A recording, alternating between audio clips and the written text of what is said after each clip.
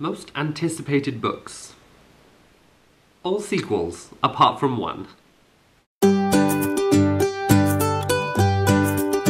Hey guys, and welcome to another video, and this is going to be my most anticipated books of the year, or the rest of the year basically. I have 6 books that I am really looking forward to, and they are all sequels like I said, apart from one, which is a little bit bad. I would like to think that I am more excited about some standalones, but that just isn't the truth, apparently. These are going to be my most anticipated YA releases, and I will do another book for the adult fiction ones that I am really excited for, but I am just going to get straight into it. So the first one I am excited for is Visions by Kelly Armstrong, and then this is the second book in the Canesville trilogy series?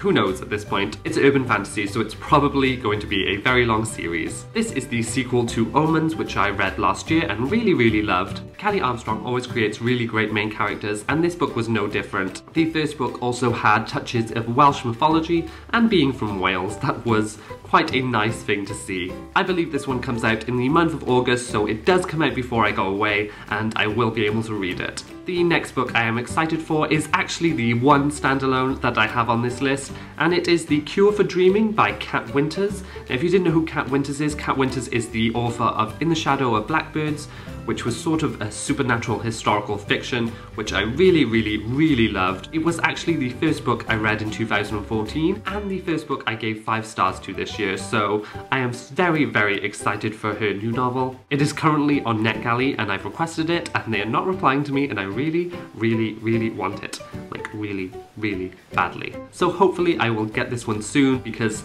this one is probably the one that I am most anticipating. The next one is the conclusion of a trilogy, and that is Blood of My Blood by Barry Liger. This is the conclusion to the Jasper Dent I Had Killer series, which is one of my favourite and one of the darker YA reads out there at the moment. I've pimped it out quite a lot on this channel, but it is basically about a boy who is the son of America's most notorious serial killer, and his dad may have taught him the tricks of the trade.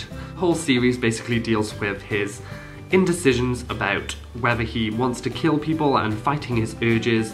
It's really good. I highly recommend it, and I think you should all go check it out. But yes, the trilogy is ending, and I am excited. This one actually comes out in October, I believe. Next one I am sort of excited for in a weird way is The Infinite Sea by Rick Yancey. Now, I read The Fifth Wave last year, and I gave it a really good review and a really good star rating. I actually gave it 5 stars.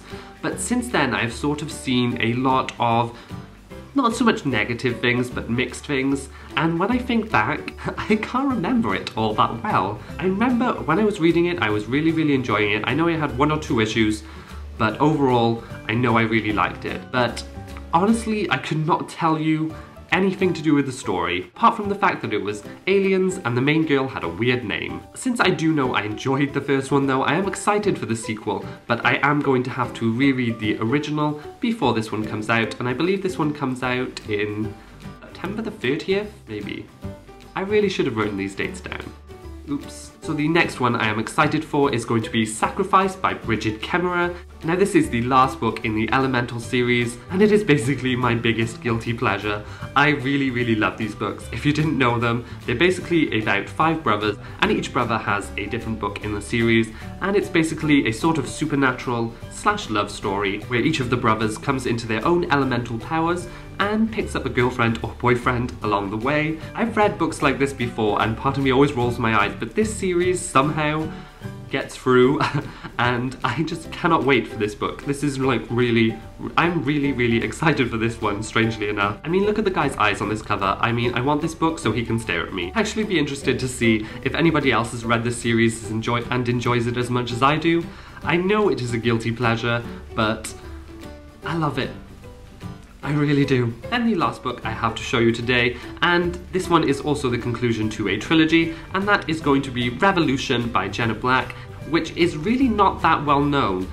which surprises me because I really enjoyed this one. I recently read the first two back-to-back, Replica and Resistance, and they are dystopians set in a world in which the rich and the poor have been separated, and our two main characters are actually part of the rich community, and they sort of see the injustice and are unhappy with the way that the poor people are being treated. Long story short, they get involved in the resistance movement, and they sort of help to bring down the society from the inside. I don't know about you, but whenever I read a dystopian, it is always a poor character going against the government. I actually liked that these were rich people who were unhappy with the way things were going. I thought that was an interesting twist. This is also quite sci-fi, because in this world, once you die, if you are rich enough, you can have a replica made of yourself, which is basically an exact clone. So sort of goes into the rights of these, you know, whether the clone is actually a real person or whether they actually deserve to be there. It's all very good, and I highly recommend it. It actually has, the first one actually has under 500 ratings on Goodreads, which is shocking to me, so I am going to pimp this out right now, and this is me pimping it. It's probably really cheap on Kindle. And then let me know what you thought, because I'm always worried about when I recommend books to you guys.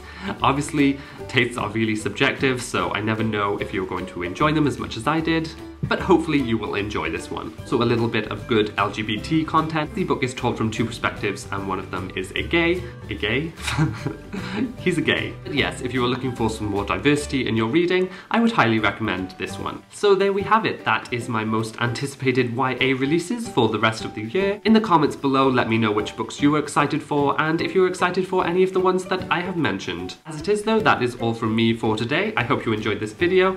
Give it a thumbs up if you wish, and I shall see you soon with another one. Goodbye!